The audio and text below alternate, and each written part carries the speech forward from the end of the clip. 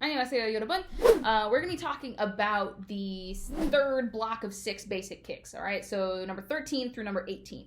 All right, so I'm going to go real quick through the pronunciations of each of them, and then we'll go a little bit into the root words later for those of you who want to keep listening, okay? So the first one, or I guess number 13, is 앞차기.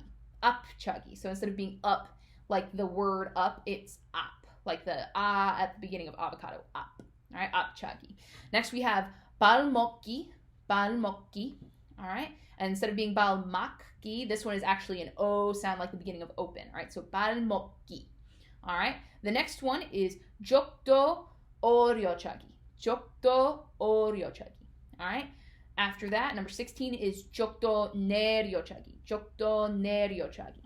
After that, we have 족도 내려눕기, 족도 내려눕기, all right? And then we have 허리차기, 허리차기. Okay, so let's start with 앞차기, 앞차기. All right, so up, just like in our sidekick, yup. Right, up just means front or forward. Right, so 앞차기 just means front kick or forward kick. All right, 발먹기. All right, 발먹기 actually literally translates to ankle. All right, so 발먹기 is ankle strike. All right, whether that's because you are almost striking with the side of your ankle, or because you'd be aiming at someone's ankle to use this kick as a block. I'm not entirely sure. The philosophical meaning of some of these words is pretty tricky to translate. I can translate literally, but I'm not fluent enough to translate the philosophical meaning. So we'll leave that up to interpretation. But either way, it means ankle strike or ankle kick. All right. Now let's talk about our 3 knife edge kicks in this section. So 족도, if you haven't figured it out by now, or if you haven't heard it in class, means knife edge. All right. So 족도 오려차기, 족도 내려차기. All right. Just like from the last video, 오려차기 means upward kick. Right. 오려 means upward.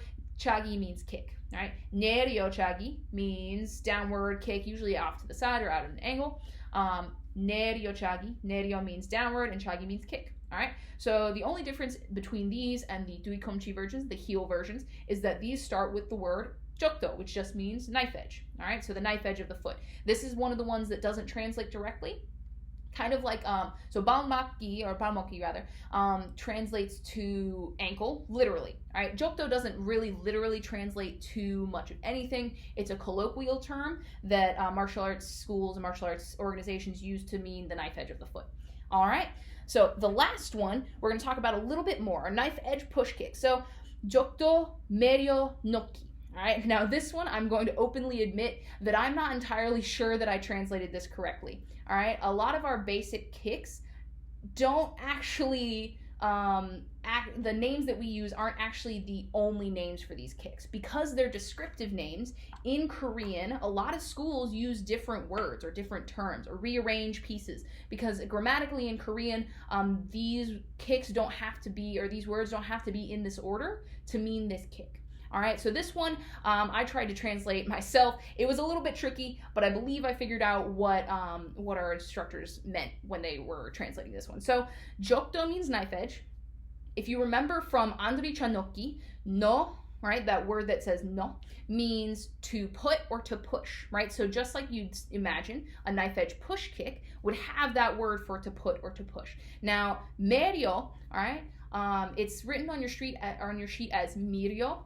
I believe means to shoulder or to carry, right?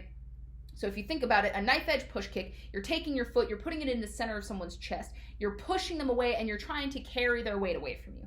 So that's the idea behind this translation. Other schools sometimes just call this a 족도 쳐놓기, right? Kind of like 안드리쳐놓기, but 족도 쳐놓기. It has other translations. Okay, so this is not the only one, and that's why it's kind of hard to translate this particular kick directly. All right, but rest assured that it means what it means and that it is a kick that is used. All right, the last one we're going to talk about is 허리차기. So it's not quite a U sound; it's an O, like the beginning of the word on. So 허. All right, 허리차기. Now, 허리 actually means the small of the back, so your lower back or your waist, right? It just means lower back or waist. So altogether, 허리차기 means lower back kick or waist kick, right? Which makes sense because this is the kick that we use to aim for the kidneys, all right? So those are our 13 through 18 basic kicks in Korean with a little bit of explanation about the roots and pronunciation. Let us know if you have any questions. All right, bye-bye.